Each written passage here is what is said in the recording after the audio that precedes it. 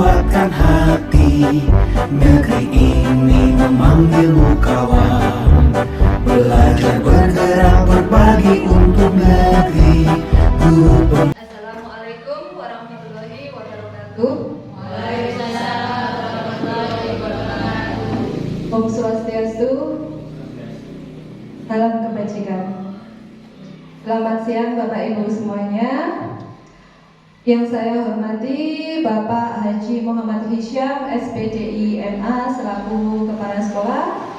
Yang saya hormati Bapak Ibu Guru UPT SD Negeri Balerejo 3. Puji syukur kehadirat Allah Subhanahu wa Ta'ala, karena berkat limpahan rahmatnya kita dapat berkumpul di sini dalam keadaan sehat walafiat. Amin. Tak lupa salawat serta salam kita tujukan kepada Nabi kita Muhammad Sallallahu Alaihi Wasallam yang kita tunggu syafaatnya di yaumul kiamah nanti. Bapak Ibu semuanya yang saya hormati, sebelum kita memulai acara hari ini, marilah kita berdoa terlebih dahulu agar acara berjalan dengan lancar. Berdoa, kami persilakan.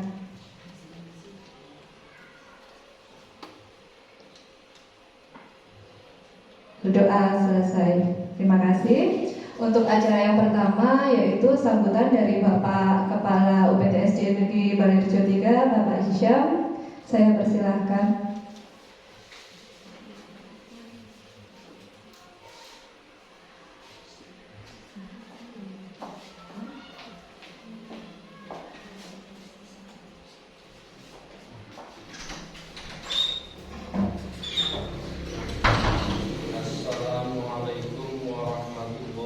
Wabarakatuh. Waalaikumsalam warahmatullahi wabarakatuh. Selamat pagi dan selamat sejahtera bagi kita semua. Bismillah, alhamdulillah, assalatu wassalamu ala rasulillah sayyidina Muhammadin abdillah, la hawla wa la quwata illa billah. Rabbi shrah li sadri wa yassir li amri wahlul 'uqdatam min lisani yafqahu qawli. Rabbana la ilma lana illa ma 'allamtana innaka antal alimul hakim. Shadaqallahu 'azim. Amma ba'du. Bapak Ibu guru UPT SD Balerejo 3 yang saya hormati, peserta IGB Ibu Idri yang saya banggakan. Saya selaku Kepala Sekolah SD Negeri Balerejo 3 mengucapkan banyak terima kasih kepada Bapak Ibu Guru yang pada hari ini mendukung program diseminasi budaya positif. Ibu Indri Septiani SPD yang pada hari ini melakukan diseminasi budaya positif ini, mari kita dukung bersama agar lancar dan benar-benar mempunyai nilai yang baik sehingga ilmunya bisa kita ular, ya. Al ilmu nurun, ilmunya bisa diturun, ya.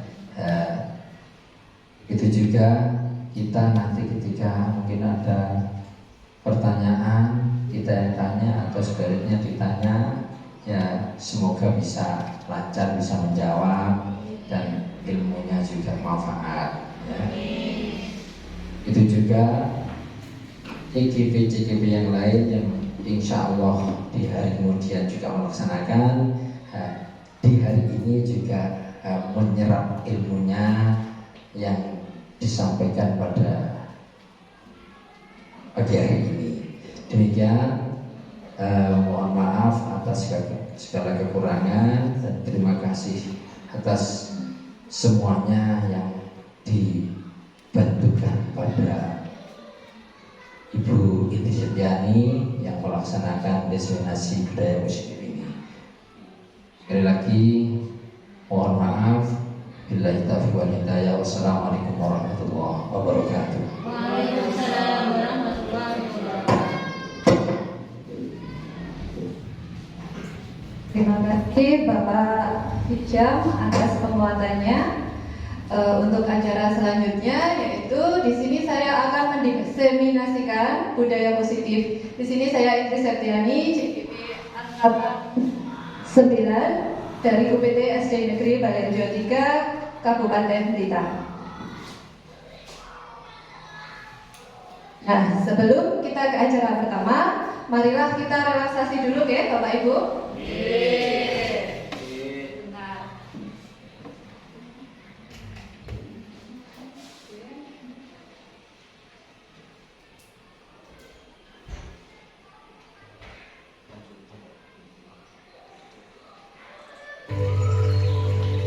Bapak Ibu, saya persilahkan untuk duduk rileks sejenak.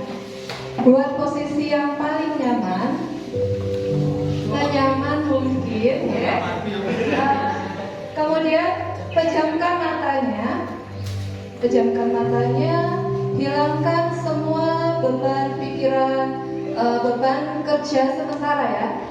Hilangkan semua stres, semua hal yang bisa membebani pikiran Bapak Ibu semua.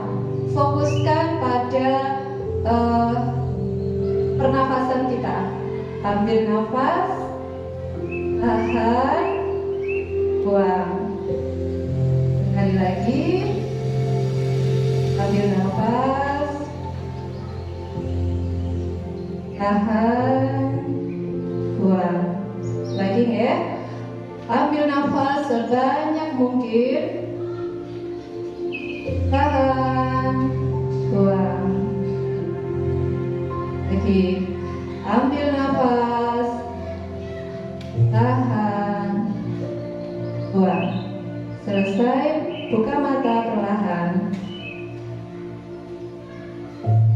Benar Bapak Ibu, sudah lebih rileks atau masih dipusingkan dengan pekerjaan?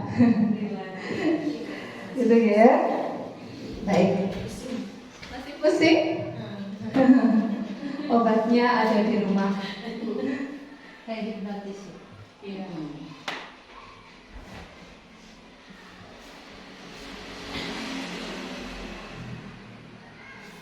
Oke. Hari ini saya akan memaparkan budaya positif yang terdiri dari 6 materi. Yang pertama adalah disiplin positif dan nilai-nilai kebajikan universal. Yang kedua, teori motivasi, hukuman, penghargaan, dan restitusi. Yang ketiga, keyakinan kelas. Yang keempat, kebutuhan dasar manusia dan dunia berkualitas. Yang kelima, restitusi 5 posisi kontrol kita sebagai guru ya di sini. Kemudian yang keenam adalah restitusi, segitiga restitusi. Nah, sekarang kita ke materi yang pertama, yaitu disiplin positif dan nilai kebajikan. Nah, sekarang Bapak Ibu silahkan dibuka tangannya, telapak tangannya dibuka. Bayangkan Bapak Ibu mempunyai sesuatu yang berharga dalam hidup Bapak Ibu. Sesuatu yang berharga itu bisa berupa barang, bisa anak-anak kita, suami kita, kemudian kita genggam. Sudah? Digenggam Pak Anton? Nah, biar nggak hilang ya sesuatu yang berharganya itu. Kita bayangkan itu adalah sesuatu yang berharga. Ketika kita ada teman kita yang meminta sesuatu yang berharga itu, boleh enggak? Boleh tidak? Boleh? Pak Hisham boleh? Teman-teman? Tidak. Nah, apa yang menyebabkan kita boleh atau tidaknya menyerahkan apa yang kita miliki kepada orang lain? Karena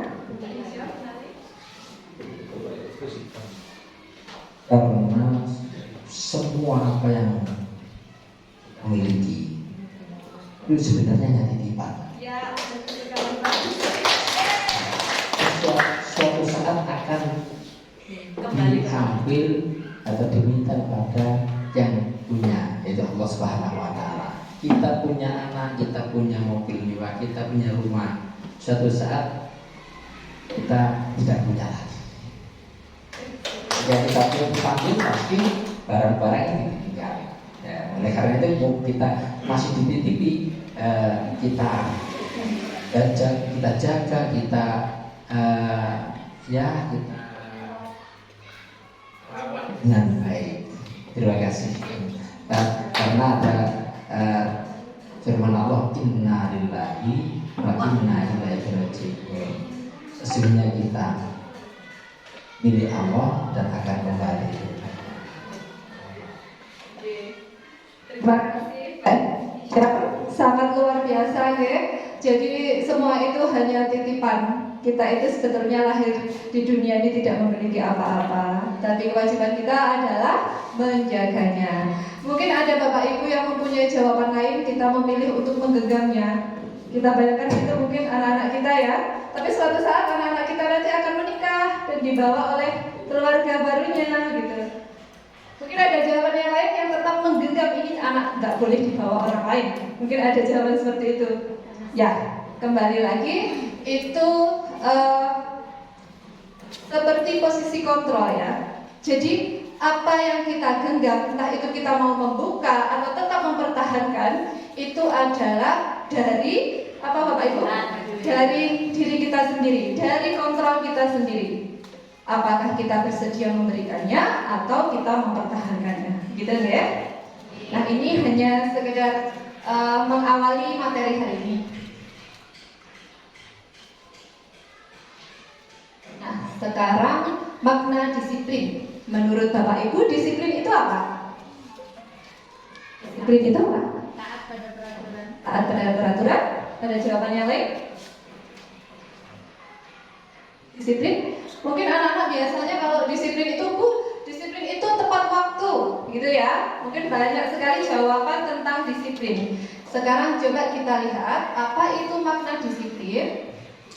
Makna disiplin, Diana menyatakan bahwa arti dari kata disiplin berasal dari bahasa Latin yang artinya disiplina, yang artinya adalah belajar. Kata disiplin juga berasal dari akar kata yang sama dengan disipel atau murid atau pengikut. Seseorang yang memiliki disiplin diri berarti mereka bisa bertanggung jawab terhadap apa yang dilakukannya karena mereka mendasarkan tindakan mereka pada nilai-nilai kebajikan universal. Jadi di sini kita bisa menyimpulkan bahwa disiplin itu merupakan rasa tanggung jawab kita ya, sebetulnya tanggung jawab kita terhadap apa yang kita lakukan berdasarkan nilai-nilai kebajikan universal. Nah, apa itu nilai-nilai universal? Nilai kebajikan universal di sini ada 6 institusi atau organisasi. Yang pertama adalah profil pelajar Pancasila. Nilai kebajikan berdasarkan profil pelajar Pancasila. Yang pertama, beriman, bertakwa kepada Tuhan Yang Maha Esa dan berakhlak mulia. Yang kedua, mandiri, bernalar kritis, berkebinekaan global, bergotong royong dan kreatif. Yang kedua, nilai kebajikan dari Ibu Primary Years Program. Bisa dibacakan, Bu Nurul, monggo. Nilai kebajikan dari IBO Primary Years Program atau PYP diantaranya toleransi, rasa hormat, integritas, mandiri, menghargai, antusias, empati, keinginatawan, kreativitas, kerjasama, percaya diri, komitmen. Terima kasih Bu Nurul. Kemudian nilai kebajikan dari 9 pilar karakter. Monggo Pak Khalid. 9 pilar karakter: cinta Tuhan, segenap ciptaannya. 2. Kemandirian dan tanggung jawab. 3. Kejujuran, amanah, diplomatis. 4. Hormat dan santun. 5. Dermawan, suka menolong dan gotong royong.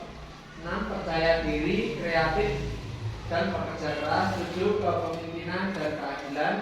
8. Baik dan rendah hati. 10. Toleransi, kedamaian dan kesatuan. Ya, terima kasih Pak Khalil.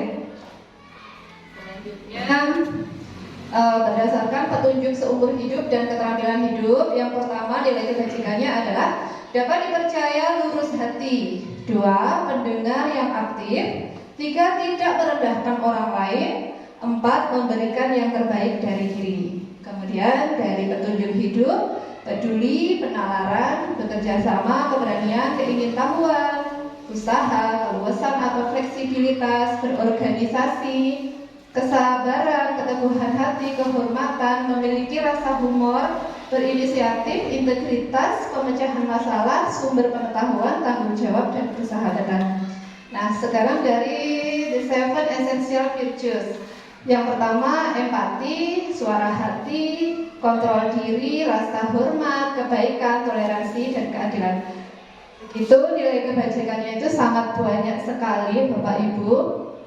Kita bisa menerapkan beberapa dari sini. Mungkin bisa mengambil dari profil pelajar Pancasila atau dari institusi yang lain. Tapi kita di sini menggunakan yang dari ini ya, profil pelajar ya. Profil pelajar Pancasila itu saya kira sudah mencukupi semuanya. Selanjutnya teori motivasi, hukuman, penghargaan, dan restitusi. Menurut Bapak Ibu semuanya, kira-kira hukuman itu bisa tidak memberikan efek jera untuk anak-anak? Apakah dengan kita menghukum anak-anak, anak-anak tidak akan mengulangi lagi perbuatannya? Bagaimana? Belum tentu ya. Kalau penghargaan, apakah dengan kita memberikan penghargaan itu akan memberikan efek seterusnya? Anak-anak akan terus berbuat baik, terus berbudaya positif jika kita memberikan sekali saja penghargaan? Belum tentu ya. Nah, kita lanjutkan dulu. Nah, berkaitan dengan motivasi perilaku manusia. Ketika Bapak Ibu berangkat ke sekolah pagi, apakah yang menjadi motivasi Bapak Ibu semua? Macam-macam ya. Apakah ada yang takut karena absen? ada Apakah ada yang malu dengan temannya. malu? Mungkin ada jawaban lain? Ya, malu dengan temannya. Ada motivasi, oh ya, tuntutan pekerjaan. Ya, biasanya sebagian besar dari kita adalah, oh itu tuntutan pekerjaan. Mungkin dari situ bisa kita simpulkan kalau tuntutan pekerjaan berarti rasa tanggung jawab kita ya. Coba kita lihat. Nah, di sini ada 3 motivasi perilaku manusia. Yang pertama, untuk menghindari ketidaknyamanan atau hukuman. Jadi misalkan tidak berangkat lagi itu akan mendapatkan hukuman, disuruh push up misalnya seperti itu ya. Terus yang kedua adalah untuk mendapatkan imbalan atau penghargaan dari orang lain. Misalkan kalau berangkat lagi nanti akan mendapatkan kulkas gitu, atau mendapatkan mobil. Nih misalkan. Tapi ya tidak mungkin ya. Yang ketiga, untuk menjadi orang yang mereka inginkan dan menghargai diri sendiri dengan nilai-nilai yang mereka percaya. Dari ketiga ini kira-kira yang mana Bapak Ibu? Yang nomor 3. Ya. Jawaban terbaik menurut saya yang ketiga, untuk menjadi orang yang mereka inginkan, yang kita inginkan berdasarkan diri kita sendiri dan menghargai diri sendiri dengan nilai-nilai yang mereka percaya. Di sini ada perbedaan hukuman, konsekuensi, dan restitusi. Hukuman itu akan berakibat identitas gagal, sedangkan konsekuensi dan restitusi itu masuk pada disiplin dan nanti akan beridentitas sukses. Pada hukuman, murid atau anak belajar menyembunyikan kesalahan. Jadi kalau dia dihukum itu nanti dia akan bagaimana? Mengelak ketika dia berbuat salah. Misalkan, apakah kamu benar memukul anak itu? Dia akan mengelak, dia akan menghindari kesalahannya. Pada konsekuensi, murid atau anak akan taat pada peraturan. Pada restitusi, murid atau anak akan belajar memecahkan masalah. Pada hukuman, mencoba mengontrol anak dengan penguatan negatif atau membayar impas kesalahan. Pada hukuman itu, misalkan ketika anak tidak mengerjakan PR, dia akan dihukum push up. Kira-kira betul tidak Bapak Ibu? Kalau anak tidak mengerjakan PR, dia akan dihukum push up. Nah, itu adalah pembelajaran waktu saya kecil mungkin ya, seperti itu sudah hal biasa. Kemudian mencoba mengontrol anak dengan penguatan positif, ini untuk konsekuensi. Untuk restitusi, anak paham bahwa dirinya sendiri yang pegang kendali kontrol. Jadi di sini menurut Bapak Ibu yang mana yang terbaik? Restitusi. Ya. Nah, sekarang yang ketiga, dampak pada murid untuk hukuman itu, murid akan marah, merasa bersalah, rendah diri, dan mengasingkan diri. Pada konsekuensi, murid akan kehilangan hak, waktu jeda, seorang diri, penahanan. Pada restitusi, murid atau anak tidak akan kehilangan waktu, namun akan bersemangat untuk memperbaiki diri. Hukuman. Tiba-tiba, hukuman itu bersifat tiba-tiba, tidak diharapkan dan sangat melukai. Pada konsekuensi sudah diketahui dan masuk akal. Jadi kalau ada konsekuensi itu kita membuat perjanjian gitu ya sama anak-anak. Misalkan nanti anak-anak perjanjiannya kalau tidak mengerjakan PR, kalian harus menulis perkalian 1 sampai 10 misalkan seperti itu. Itu untuk konsekuensi.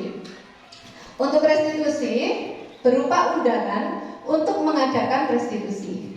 Hukuman itu dibuat oleh guru. Ada konsekuensi dibuat oleh guru dan anak. Jadi kalau hukuman itu dibuat secara sepihak. Kalau restitusi dibuat oleh guru dan anak. Restitusi dibuat oleh murid dan anak. Kemudian pada hukuman menyakitkan, guru menjalani konsekuensi dengan menyalahkan, mengkritik, menyindir, dan merendahkan. Pada konsekuensi, guru membantu, guru menyatakan peraturan, melakukan peringatan, dan penerapan konsekuensi. Pada restitusi, menguatkan, guru menyebutkan keyakinan kelas, guru membimbing kerangka acuan berpikir restitusi murid atau anak. Selanjutnya, pada hukuman, sesuatu yang menyakitkan harus terjadi. Pada konsekuensi, sesuatu harus terjadi. Pada restitusi itu merupakan pilihan. Pada hukuman, tidak nyaman untuk murid atau anak untuk jangka panjang. Konsekuensi, tidak nyaman untuk murid atau anak untuk jangka waktu pendek. Untuk restitusi, menguatkan untuk murid atau anak dalam jangka waktu yang panjang.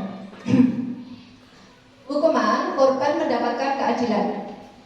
Ada konsekuensi, korban bisa diabaikan. Jadi pada konsekuensi itu korban tidak ada ini ya, tidak ada sangkut pautnya. Kemudian untuk restitusi, korban akan mendapatkan ganti. Pada hukuman, murid akan tersakiti. Konsekuensi, murid dibuat tidak nyaman. Pada restitusi, murid akan mendapatkan penguatan. Pada hukuman, perilaku pasif agresif meningkat. Pada konsekuensi, penguatan hanya bertahan dalam jangka waktu yang pendek. Pada restitusi, masalah terpecahkan. Selanjutnya, pada hukuman, sistem tidak akan berjalan bila murid tidak takut. Jadi murid itu harus dibuat takut dulu. Kemudian pada restitusi, memerlukan monitoring dan supervisi guru terus-menerus dari guru. Restitusi, murid belajar bertanggung jawab untuk perilakunya. Hukuman berlaku hanya pada sebuah institusi, tidak berlanjut pada kehidupan nyata. Jadi setelah anak di sekolah dia mungkin disiplin, tapi setelah kembali ke rumah dia akan mengulangi lagi kesalahannya. Pada restitusi, membantu penerapan mengikuti peraturan dalam masyarakat. Restitusi fokus pada pemecahan masalah dalam jangka panjang. Pada hukuman, biasanya kita mengucapkan peraturannya adalah kamu harus, gitu ya, kalau pada hukuman. Sedangkan pada konsekuensi kita tanya dulu, apa peraturannya? Mampukah kamu melakukannya? Terima kasih. Kemudian pada restitusi, apa yang kamu yakini? Apa yang bisa kamu lakukan untuk memperbaiki masalah ini? Selanjutnya, dampak negatifnya untuk hukuman ini lebih ke dampak negatif ya. Awas kalau dilakukan lagi ya, nanti awas kamu, lebih mengancam gitu kalau hukuman. Untuk konsekuensi ini lebih netral, lakukan apa yang saya katakan. Untuk restitusi ini positif sifatnya. Apakah hal ini yang sesungguhnya ingin kamu lakukan? Untuk hukuman itu modenya paksaan. Pada konsekuensi stimulus respon, pada restitusi itu teori kontrol. Pada hukuman mendorong menyalahkan diri dan jadinya konsep diri itu buruk. Pada konsekuensi mendorong kepatuhan, konsep diri jadinya baik. Pada restitusi mendorong disiplin positif, jadi konsep diri itu semakin kuat. Dihukum oleh penghargaan. Nah, di sini yang tadi mungkin Bapak Ibu ada yang setuju dengan pemberian penghargaan, pemberian hadiah ya di sini maksudnya. Pemberian hadiah ketika anak-anak mendapatkan nilai 100, setuju? Tidak. Ada yang setuju? Tidak ya, semuanya tidak setuju bahwa penghargaan itu bernilai positif ya. Ya mungkin ada nilai positifnya, tapi lebih seperti menghukum kalau penghargaan itu. Di sini Alfikon mengemukakan baik penghargaan maupun hukuman adalah cara-cara mengontrol perilaku seseorang yang menghancurkan potensi untuk pembelajaran yang sesungguhnya. Menurut God, secara ideal tindakan belajar itu sendiri adalah penghargaan yang sesungguhnya.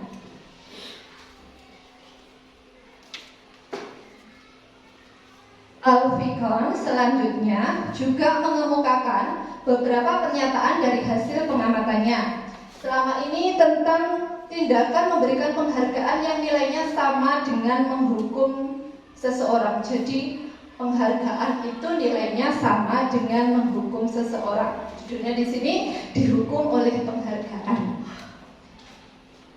Bagaimana dihukum oleh penghargaan? Yang pertama, sangat berpengaruh jangka pendek dan jangka panjang. Bagaimana kok bisa penghargaan itu bisa berpengaruh jangka pendek dan jangka panjang? Menurut Bapak Ibu bagaimana? Karena mau melakukan sesuatu atas dasar imbalan penghargaan. Kalau tidak dikasih imbalan, mungkin tidak akan mengerjakan sesuatu itu. Ya, betul sekali Bu Ulfa.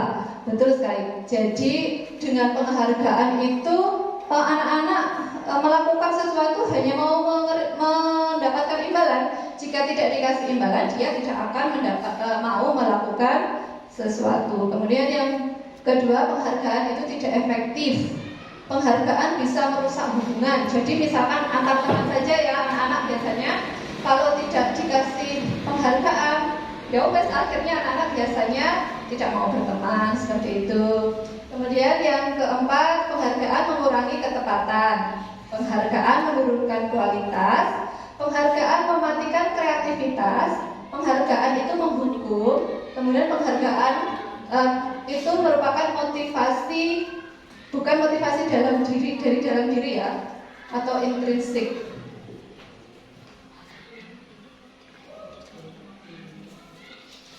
Kita ke restitusi. Mungkin dari tadi Bapak Ibu bingung ya, restitusi itu apa? Restitusi adalah sebuah pendekatan untuk menciptakan disiplin positif. Restitusi adalah proses menciptakan kondisi murid untuk memperbaiki kesalahan mereka, sehingga mereka bisa kembali pada kelompok mereka dengan karakter yang lebih kuat. Restitusi juga merupakan proses kolaboratif yang mengajarkan murid untuk mencari solusi untuk masalah mereka dan membantu murid berpikir tentang orang seperti apa yang mereka inginkan dan bagaimana mereka harus memperlakukan orang lain. Sebagai seorang guru, ketika murid Anda melakukan kesalahan, tindakan mana yang akan Anda lakukan? Yang mana Bapak Ibu kira-kira? Yang pertama, menunjukkan kesalahannya dan memintanya melihat kesalahannya baik-baik. Yang kedua, mengatakan kamu seharusnya tahu bagaimana kamu seharusnya bertindak. Yang ketiga, mengingatkan murid Anda akan kesalahannya yang sama di waktu sebelumnya. Yang keempat, bertanya kenapa kamu melakukan sesuatu yang seharusnya tidak kamu lakukan. Yang kelima, mengkritik dan mendiamkannya. Yang mana Bapak Ibu biasanya?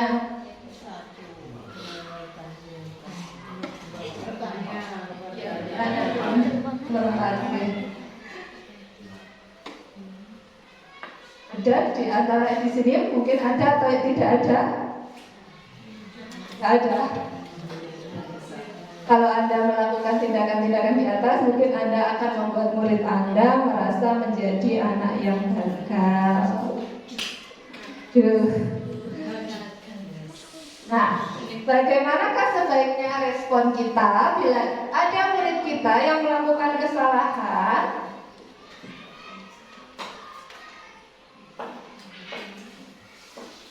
Nah, cara yang paling tepat adalah melalui restitusi. Ketika murid berbuat salah, guru akan menanggapi dengan cara yang memungkinkan murid untuk membuat evaluasi internal tentang apa yang dapat mereka lakukan untuk memperbaiki kesalahan mereka dan mendapatkan kembali harga dirinya. Jadi cara terbaik adalah apa Bapak Ibu? Hukuman, penghargaan atau restitusi? Cara yang terbaik? Restitusi. Ciri-ciri restitusi yang membedakan dengan program disiplin lainnya. Yang pertama, restitusi bukan untuk menebus kesalahan, namun untuk belajar dari kesalahan. Yang kedua, restitusi memperbaiki hubungan. Ketiga, restitusi adalah tawaran, bukan paksaan. Yang keempat, restitusi itu menuntun untuk melihat ke dalam diri. Kelima, restitusi mencari kebutuhan dasar yang mendasari tindakan. Keenam, restitusi diri adalah cara yang paling baik. Yang ketujuh, restitusi fokus pada karakter, bukan tindakan. Kedelapan, restitusi itu menguatkan. Kesembilan, restitusi fokus pada solusi. Yang kesepuluh, restitusi mengembalikan murid yang berbuat salah pada kelompoknya. Next, keyakinan kelas. Bapak Ibu mungkin sudah ada keyakinan di kelasnya? Keyakinan kelas? Nah, coba kita lihat nanti ya. Mengapa keyakinan kelas? Mengapa tidak peraturan kelas saja? Mengapa harus keyakinan kelas, bukan peraturan kelas? Lanjut. Menekankan pada keyakinan seseorang akan lebih memotivasi seseorang dari dalam. Jadi menekankan pada keyakinan itu akan memotivasi seseorang dari dalam. Seseorang akan lebih tergerak dan bersemangat untuk menjalankan keyakinannya daripada hanya sekedar mengikuti serangkaian peraturan tertulis tanpa makna. Murid-murid pun demikian. Mereka perlu mendengarkan dan memahami arti sesungguhnya tentang peraturan-peraturan yang diberikan. Apa nilai kebajikan di balik peraturan tersebut? Apa tujuan utamanya? Dan menjadi tidak tertarik atau takut sehingga hanya sekedar mengikuti serangkaian peraturan-peraturan yang mengatur mereka tanpa memahami tujuan mulianya. Jadi mereka hanya mengikuti peraturan saja, tidak mendalami nilai kebajikan yang ada dari peraturan tersebut.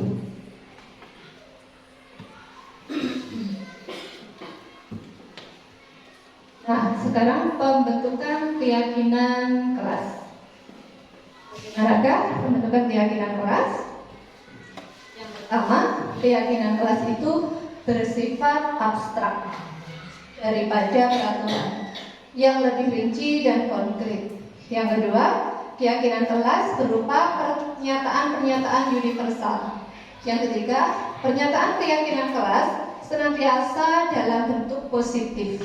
Yang keempat, keyakinan kelas hendaknya tidak terlalu banyak sehingga mudah diingat dan dipahami oleh semua warga kelas. Yang kelima, keyakinan kelas sebaiknya sesuatu yang dapat diterapkan di lingkungan tersebut. Yang keenam, semua warga kelas hendaknya ikut berkontribusi dalam pembuatan keyakinan kelas lewat kegiatan curah pendapat. Yang ketujuh, bersedia meninjau kembali keyakinan kelas dari waktu ke waktu.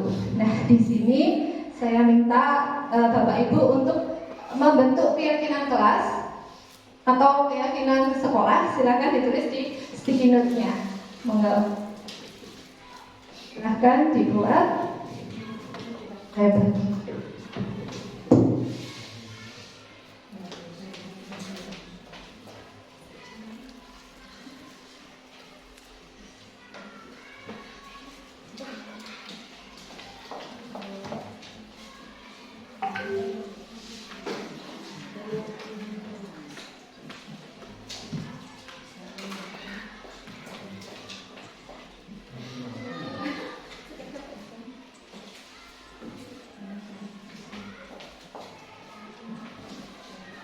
Saya berikan contoh keyakinan kelas ya. Perlu Bapak Ibu guru ingat bahwa keyakinan kelas itu bentuk kalimatnya adalah kalimat positif. Jadi jangan menggunakan kata jangan, dilarang, itu tidak boleh. Sebenarnya misalnya jagalah kebersihan seperti itu. Pada keyakinan kelas harus ada nilai-nilai kebajikannya. Jagalah kebersihan, itu nilai kebajikannya apa? Untuk ya, untuk keindahan, bisa juga untuk kesehatan, misalnya seperti itu. Boleh membuat kemudian nanti ditempelkan di yang disediakan.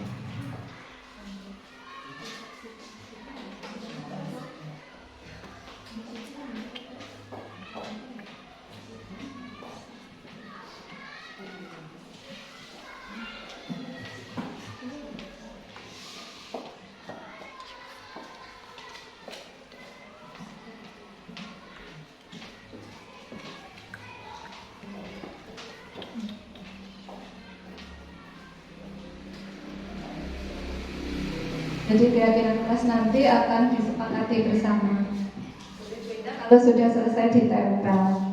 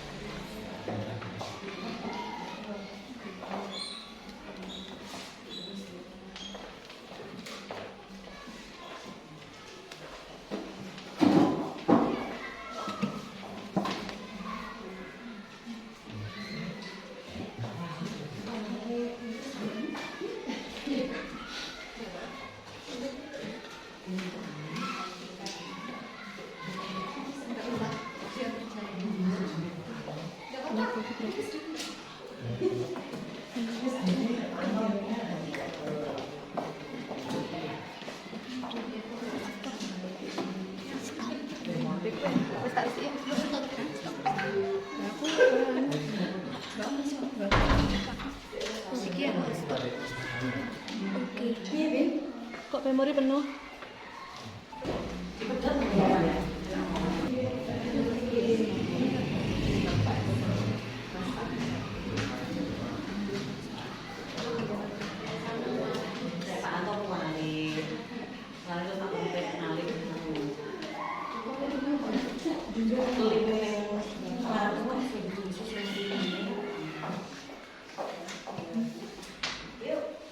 Bagaimana? Sudah selesai? selesai Bapak Ibu? Coba kita baca bersama ya. Nah, yang pertama datang tepat waktu, nilai kebajikannya kedisiplinan. Yang kedua menjaga kebersihan kelas dan lingkungan sekolah. Ini nilai kebajikannya apa tadi? Ya, kesehatan dan keindahan. Sebelum pelajaran dimulai, kelas harus bersih. Ini gimana ini pasalnya tadi ya?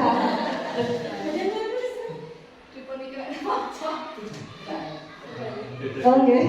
Kebersihan pangkal kesehatan, betul. Jujur itu indah, luar biasa.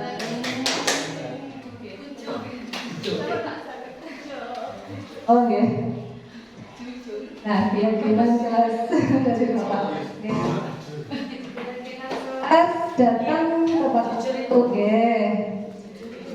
Kemudian disiplin, tidak terlambat untuk datang ke sekolah. Kita ubah kata tidak ya. Kata tidaknya diubah bagaimana? Mungkin ya datang tepat waktu. Kemudian yang kedua, membiasakan senyum, salam, sapa, sopan santun ya, luar biasa. Oke, kemudian belajarlah lebih giat. Ya, selanjutnya keyakinan kelas, datang tepat waktu, menjaga kebersihan kelas. Buanglah sampah pada tempatnya, betul sekali. Gosoklah gigi minimal 2 kali sehari. Ini sangat bermakna sekali ya. Ya, ada anak-anak itu mungkin lupa ya di rumah untuk gosok gigi. Selanjutnya jagalah kebersihan di kelas Anda. Kebersihan sebagian dari iman, ya, luar biasa. Ini masuk pada nilai ketuhanan, masuk nilai kebersihan masuk. Kemudian nilai apa tadi menurut keindahan ya. Selanjutnya ini dari Bu Eva, ini yang tulisannya rapi sekali. Mari nak kita rajin merawat dan menyiram tanaman di depan kelas supaya terlihat indah sekali. Kedua, ayo nak kita berangkat bagi yang mempunyai tugas piket supaya kelas kita bersih dan rapi. Luar biasa Bu Eva. Semuanya luar biasa Bapak Ibu Guru UPT SD Negeri Baranjati.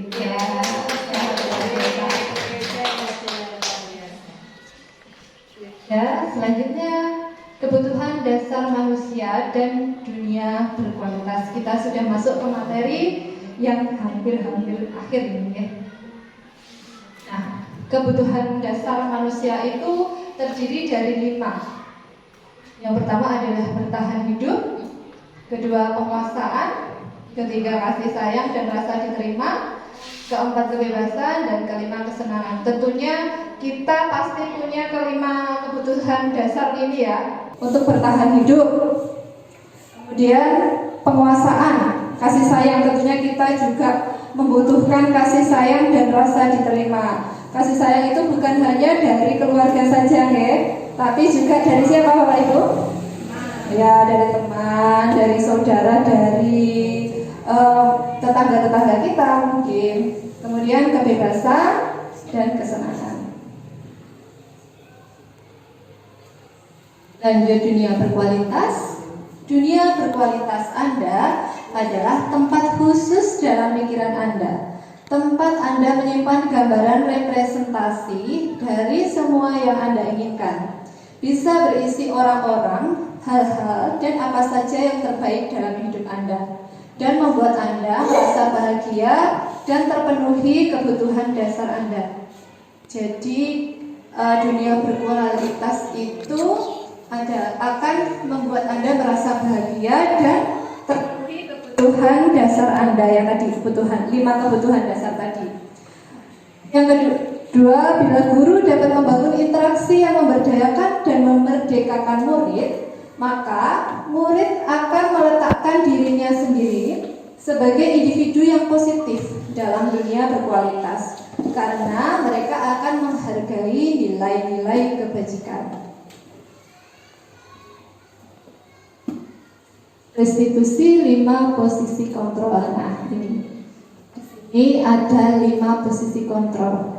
Ya, coba kita tanyakan pada diri kita yang lebih mendalam ya. Selama ini kita menjadi guru, kita menerapkan posisi kontrol yang mana? Apakah penghukum? Yang kedua, apakah pembuat rasa bersalah, merasa bersalah agar murid itu merasa bersalah? Apakah yang ketiga, sebagai teman? Apakah yang keempat, sebagai pemantau? Ataukah yang kelima, sebagai manajer? Coba kita merenung sejenak. Kira-kira selama ini kita sebagai apa ya? Penghukum dan pembuat rasa bersalah. Ya, jujur sekali. Jujur saya. Jujur sekali, ya. Saya mungkin juga sama, lebih ke pembuat rasa bersalah ya. Nah, sekarang coba kita lihat. Untuk posisi manajer itu sangat sulit. Posisi tertinggi itu adalah posisi manajer. Kita lihat perbedaannya. Ada motivasi. Di sini ada motivasi eksternal dan motivasi internal. Mungkin di sini maksudnya. Ketika perilaku kontrol negatif ini berupa penghukum dan pembuat rasa bersalah, ini akan mengakibatkan identitas gagal. Bapak Ibu boleh dibaca sebentar, ada di layar ya.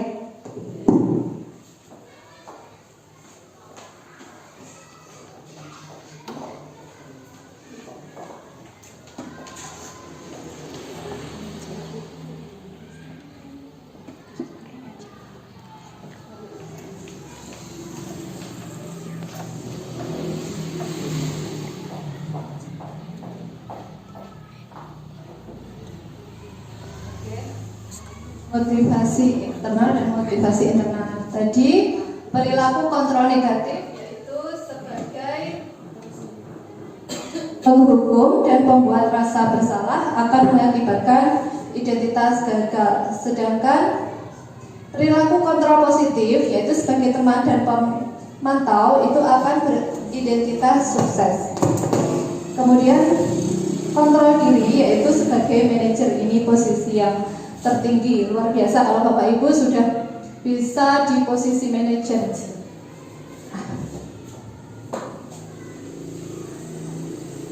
Pada posisi penghukum, guru akan berbuat menghardik, menunjuk-nunjuk, menyakiti, dan menyindir.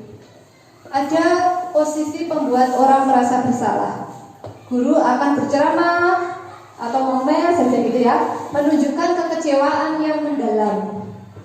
Ketika guru sebagai teman, guru akan membuat alasan-alasan untuk muridnya. Dan ketika sebagai pemantau, menghitung dan mengukur. Pada posisi manajer, guru akan mengajukan pertanyaan-pertanyaan. Sekarang motivasi, guru berkata, kalau pada posisi penghukum, kalau kamu tidak melakukannya, saya akan Pada posisi pembuat orang merasa bersalah, kamu sudah mengecewakan ibu bapak. Pada posisi teman, lakukan untuk bapak ibu. Ya sudah, nanti bapak ibu bantu bereskan, seperti itu. Kalau pada posisi teman itu menurut saya itu lebih memanjakan murid ya. Pada posisi pemantau, apa peraturannya? Apa konsekuensi dan sanksinya? Apa yang telah kamu lakukan? Apa yang terjadi sekarang? Pada posisi manajer, apa yang kita yakini? Apa kamu meyakini hal tersebut? Kalau kamu meyakininya, kamu maukah kamu memperbaikinya? Kalau kamu memperbaikinya, jadi kira-kira hal tersebut akan menggambarkan apa tentang dirimu. Tuh. Nah, hasilnya pada posisi penghukum, murid akan menjadi pemberontak, pendendam, dan menyalahkan orang lain. Pada posisi pembuat orang merasa bersalah, murid akan menyembunyikan, menyangkal, dan berbohong.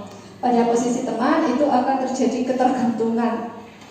Pada posisi pemantau, menyesuaikan bila diawasi. Jadi hanya ketika diawasi saja. Kemudian pada posisi manajer itu akan lebih menguatkan karakter atau watak dari peserta didik. Nah, proses 3 tahapan restitusi. didasarkan pada prinsip-prinsip utama dari teori kontrol, yaitu yang pertama, langkahnya menstabilkan identitas. Jadi kita semua akan melakukan hal terbaik yang bisa kita lakukan. Yang kedua, validasi tindakan yang salah. Semua perilaku itu memiliki alasan. Yang ketiga, menanyakan keyakinan. Kita semua memiliki motivasi internal. Di sini ada segitiga restitusi. Segitiga restitusi itu adalah langkah-langkah kita ketika ada permasalahan di kelas, baik itu anak-anak yang suka usil mungkin, anak yang suka bolos, yang tidak mengerjakan PR, kita buat dengan segitiga restitusi agar kita bisa mencapai posisi kontrol sebagai manajer. Nah, di sini langkah pertama tadi adalah menstabilkan identitas. Nah, kata-katanya seperti ini. Setiap orang pasti pernah melakukan kesalahan. Kamu bukan satu-satunya yang pernah melakukan ini. Jadi anak-anak itu diberi motivasi dulu. Kemudian langkah kedua, validasi tindakan yang salah. Kamu tentu punya alasan mengapa melakukan itu. Kemudian, adakah cara yang lebih efektif untuk mendapatkan apa yang kamu butuhkan? Langkah ketiga, menanyakan keyakinan. Keyakinan kelas apa yang telah kita sepakati? Jadi kita di sini membuat keyakinan kelas itu kalau bisa runtut dan sesuai dengan yang terjadi di kelas. Misalkan untuk anak-anak yang sering terlambat itu ya, kita buat keyakinan anak-anak lebih disiplin lagi di kelas. Terus misalkan untuk anak-anak yang tidak mengerjakan PR itu kita buat keyakinan kelas dulu. Bagaimana kalau tidak mengerjakan PR keyakinannya? Misalkan ada anak-anak yang sering tidak mengerjakan PR, keyakinan kerjakanlah tugasmu ya, kerjakanlah tugasmu tepat waktu. Kemudian menanyakan keyakinan, kamu ingin menjadi orang seperti apa? Nantinya kamu ingin menjadi apa? Begitu. Itu langkah-langkah untuk segitiga restitusi. Selanjutnya saya ada contoh untuk langkah-langkah segitiga restitusi yang sudah saya jalankan kemarin. Bapak Ibu bisa melihat contoh mungkin. Segitiga restitusi Kan diperhatikan merupakan tahapan tindakan yang dilakukan oleh guru untuk membawa siswa menaati kesepakatan kelas yang telah melakukan kesalahan serta merasakan. langsung ke videonya saja. Sudah berusaha berangkat pagi untuk menyambut kelas. Kemudian keduanya bertengkar. Okta melempar buku Titinda yang ada di depannya ke lantai hingga sampulnya robek. Di sini kasus pertama.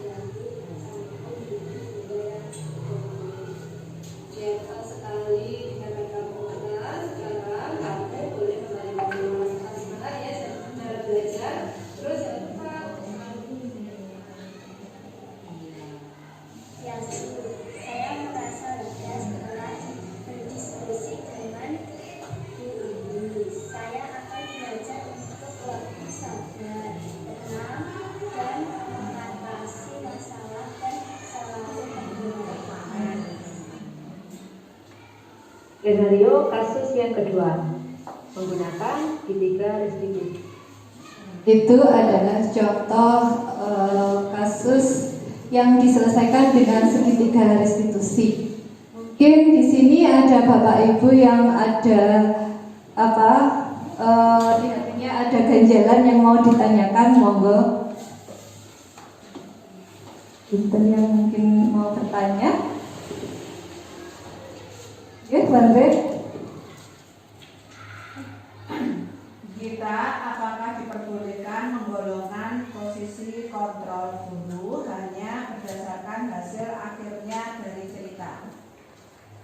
Untuk posisi kontrol ini jawaban menurut saya ya, nanti bisa ditambahkan Bapak Ibu yang lain.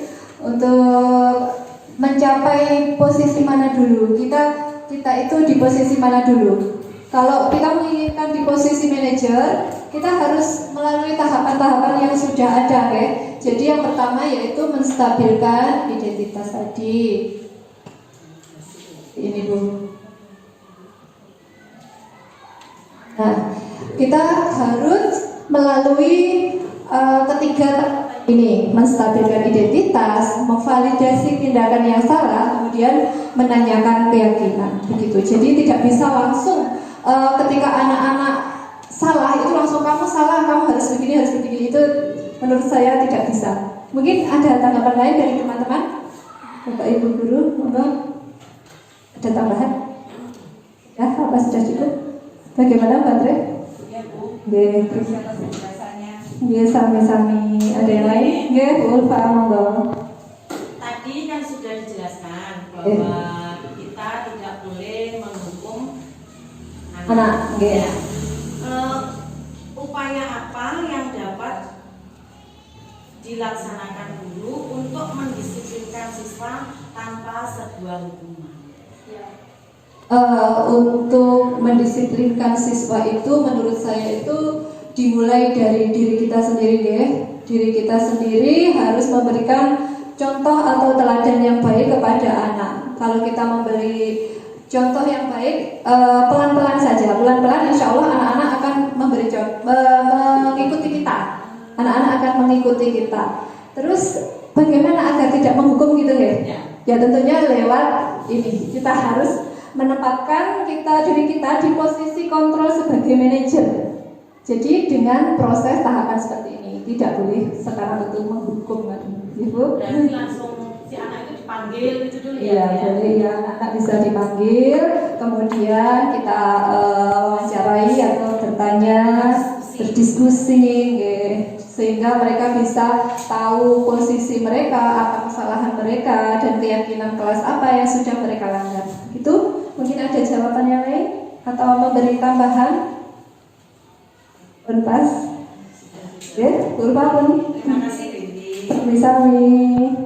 Ada yang lain, Bapak Ibu, monggo. Mumpung kita bertemu, atau nanti misalkan ada pertanyaan bisa bertanya waktu kita istirahat atau pas kita longgar gitu, ada kunjungan. Ada? Ya, terus monggo. Bagaimana trik untuk mengadakan kesepakatan kelas yang baik, efektif, dan efisien? Bagaimana trik membuat kesepakatan kelas yang baik? Tentunya kita harus bisa berkomunikasi dengan anak-anak dengan baik ya. Kita membuat kesepakatan kelas, kira-kira anak-anak itu maunya bagaimana? Tentunya dengan tidak meninggalkan nilai-nilai kebajikan yang ada. Jadi keyakinan kelas itu harus tetap bernilai positif ya, dan memotivasi anak-anak. Sekaligus tidak membebani anak. Sesuai dengan ajaran Ki Hajar Dewantara bahwa kita itu sebagai guru itu harus menghamba kepada anak gitu. Kita harus menghamba. Jadi nomor satu itu anak atau murid gitu terus. Oke, Dewi nanti ada masukan? Jadi betul terus jawaban saya. Bapak Ibu ada tambahan? Pun mas ya, juga. Oke. Monggo Pak Tok.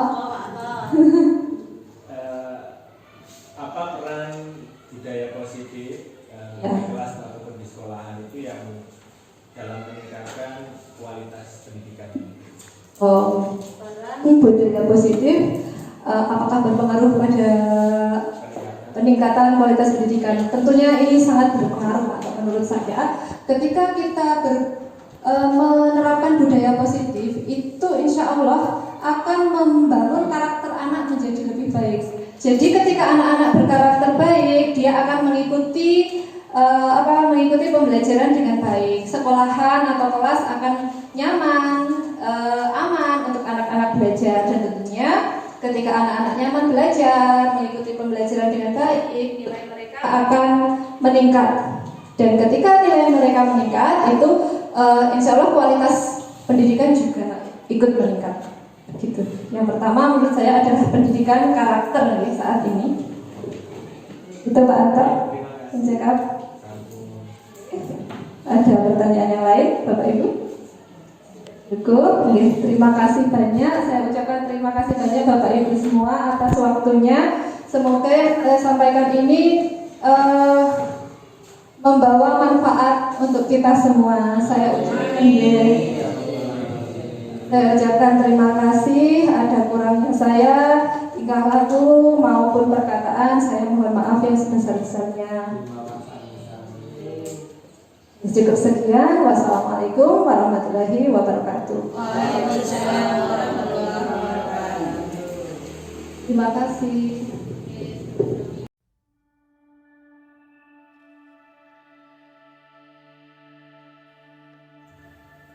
Assalamualaikum warahmatullahi wabarakatuh.